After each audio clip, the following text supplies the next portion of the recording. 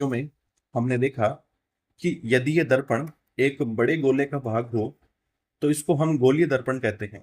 और यदि ये काफी छोटा है तो जब इसके ऊपर समांतर किरणों को आपतित करवाया जाता है तो परावर्तन के बाद में ये किरणें एक बिंदु पर केंद्रित हो जाती हैं।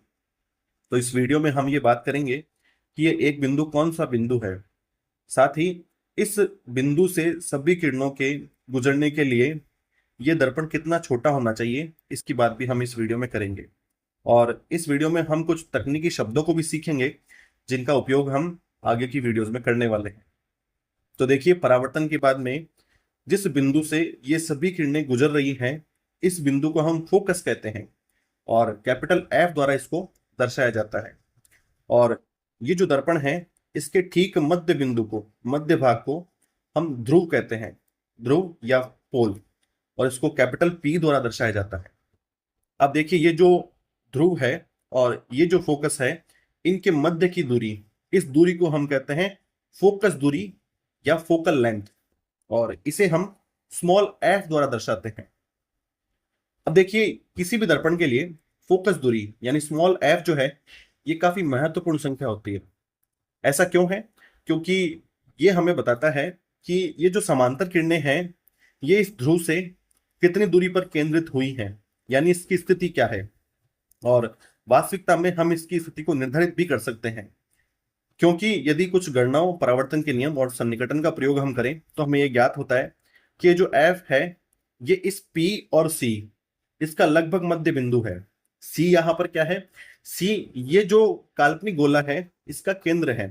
तो मतलब पी सी क्या हो गई? इसकी त्रिज्या हो गई। और एफ यदि इसका मध्य बिंदु है तो फोकस दूरी जो है इस त्रिज्या की आधी हो जाएगी। यानी यहां पर अगर बात करें तो एफ बराबर क्या हो जाएगा? आर बटा 2। आर यहां पर क्या है? आर का भी नाम हमने रखा हुआ है, जो कि क्या है? वक्रता त्रिज्या, यानी रेडियस ऑफ कर्वेचर। अब देखिए, इसको यदि आप सोचे तो हम इसको गोलीय त्रिज्या कह सकते थे, लेकिन हमने ऐसा नहीं किया। इसका नाम हमने दिया वक्रता त्रिज्या। क्यों? क्योंकि गोला जो है, गोला तो काल्पनिक है, वास्तविक क्या है? वास्तविक इसका ये जो भाग है, ये वास्तविक है। तो इसके नाम के ऊपर, यानी ये जो वक्र यहाँ पे बना हुआ है, इसके नाम के ऊपर हमने इसका नाम रखा है वक्रता त्रिज्या। अब देखिए, वास्तविकता में वक्रता त्रिज्या कई बार हमें भ्रम में डाल देती है, क्योंकि जब भी हम प्रयोगशाला में जाते हैं तो हमें ऐसे दर्पण देखने को मिलते हैं, और हम यहाँ पे क्या सोचते हैं कि इस दर्पण की ये जो त्रिज्या है, ये क्या हो जाएगी? वक्रता त्रिज्या हो जाएगी। लेकिन वास्तविकता में ऐसा नहीं है।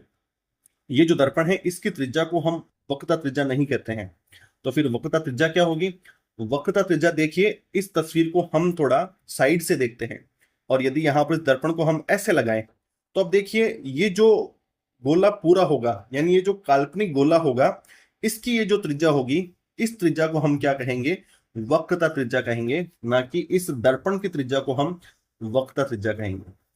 और वास्तविकता में इस चीज को कई बार हम प्रयोगशाला में देख के भ्रमित हो जाते हैं, क्योंकि जब हम कई बार गणनाएं करते हैं तो किसी छोटे से दर्पण के लिए भी फोकस दूरी का मान जो है, यह हमें 25 सेंटीमीटर, कई बार इससे भी ज्यादा प्राप्त होता है। तो हम ये सोचते हैं कि अगर फोकस दूरी ये है तो वक्रता त्रिज्या तो इसकी दोगुनी होगी, तो वो तो और बड़ी हो जाएगी। और इस दर्पण के लिए, जो कि इतना छोटा है, वक्रता त्रिज्या इतनी अधिक तो नहीं होनी चाहिए।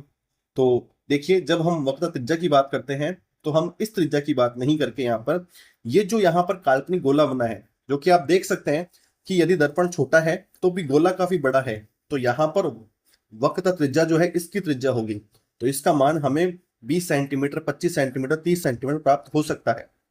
तो यहाँ पर देखिए, हम क्या देख रहे हैं? ये जो वक्रता त्रिज्या है, वास्तविकता में ये जो गोला है, इसकी त्रिज्या को हम ऐसा कहेंगे।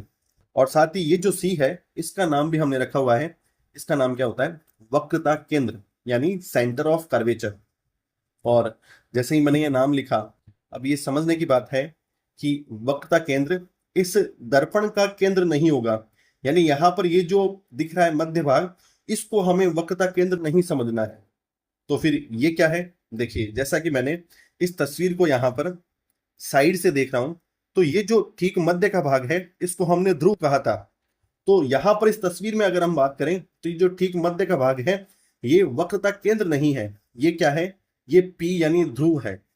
तो कहने का मतलब क्या हुआ कि हमें एकदम क्लैरिटी होनी चाहिए कि ध्रुव क्या होता है और वास्तविकता में वक्रता केंद्र और वक्रता त्रिज्या क्या होती है। अब देखिए यहां पर इस गोलीय दर्पण से इसकी चौड़ाई से संबंधित एक शब्द की बात और करते हैं, जो कि क्या होगा, जो कि इसका द्वारक यानी अपर्चर होगा।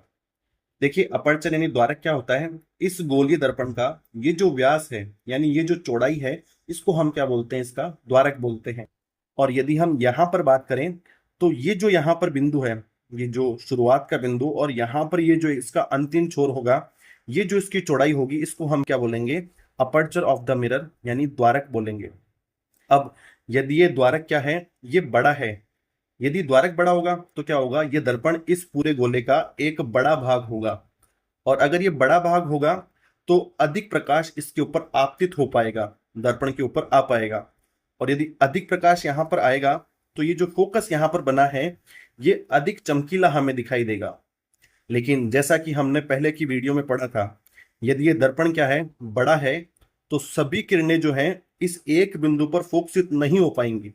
कुछ किरणें इसके आगे फोकसित हो जाएंगी, कुछ किरणें इसके पीछे फोकसित हो जाएंगी। तो कहने का मतलब यदि ये दर्पण थोड़ा बड़ा होगा, द्वारक थोड़ा बड़ा होगा, तो ये एफ हमें चमकीला दिखाई देगा लेकिन एक जगह पे नहीं बनेगा। तो इसको एक जगह पे बनाने के लिए द्वारक को हम छोटा रखते हैं। और कितना छोटा रखते हैं, इसको हम इस फोकस दूरी का 2 या 3 गुना कम रखते हैं। और यदि हम ऐसा करें तो फोकस हमें एक जगह पर प्राप्त होता है। तो यहां पर देखिए हम ये स्पष्ट करना चाह रहे हैं कि यदि द्वारक फोकस दूरी का 2 या 3 गुना कम है तो एफ हमें एक ही प्राप्त होगा, यानी सभी जो किरणें हैं वो एक ही जगह पर फोकसित होंगी। तो अंत में देखिए हम एक महत्वपूर्ण शब्द की बात और करते हैं, जो कि क्या होगा, इस पी यानी ध्रुव और वक्रता केंद्र से गुजरने वाली रेखा। यानी यहां पर देखिए ये जो रेखा है इसकी बात हम करना चाह रहे हैं।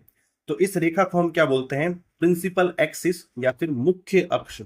और यदि हम पी से सी को मिलाएं तो एफ भी क्या होगा, इसके ऊपर ही स्थित होगा। और किसी भी दर्पण के लिए मुख्य अक्ष काफी महत्वपूर्ण होता है, क्योंकि केवल वे ही किरणें जो कि आपतन के समय इस मुख्य अक्ष के समांतर होंगी, केवल वे ही परावर्तन के बाद में इस फोकस के ऊपर केंद्रित हो पाती हैं। और जो इस मुख्य अक्ष के समांतर नहीं होंगी वे यहाँ पर केंद्रित नहीं हो पाएंगी। और यदि हम इस बात को उदाहरण से समझना चाहें तो देखिए हमने यहाँ पर कुछ किरणें बनाई हैं और जो कि आपस में समांतर हैं लेकिन इस मुख्य अक्ष के समांतर नहीं है। तो परावर्तन के बाद में क्या हुआ, परावर्तन के बाद में ये सभी किरणें इस बिंदु पर केंद्रित हो गई, जो कि फोकस नहीं है, ये फोकस से कुछ नीचे है। तो देखिए ये महत्वपूर्ण नहीं है कि ये बिंदु कौन सा है, हम केवल ये बताना चाह रहे हैं कि ये फोकस पर केंद्रित नहीं होकर उससे कुछ नीचे केंद्रित हो गई है। तो कहने का मतलब क्या हुआ कि केवल वे किरणें जो कि मुख्य अक्ष के समांतर होंगी आपतन के समय, वे ही परावर्तन के बाद में फोकस पर केंद्रित हो पाएंगी। तो इस तथ्य का प्रयोग हम जब भी किरण आरेख बनाएंगे वहां पर करेंगे कि उत्तल या अवतल दर्पण में जब भी किरणें मुख्य अक्ष के समांतर हो जाएंगी तो फिर वे फोकस पर केंद्रित होती हुई या तो प्रतीत होती है या फिर केंद्रित होती हैं।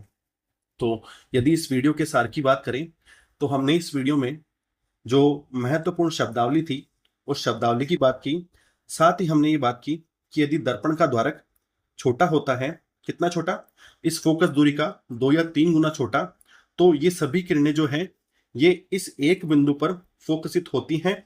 और इस स्थिति में ये जो फोकस दूरी है वक्रता त्रिज्या की आधी होती है।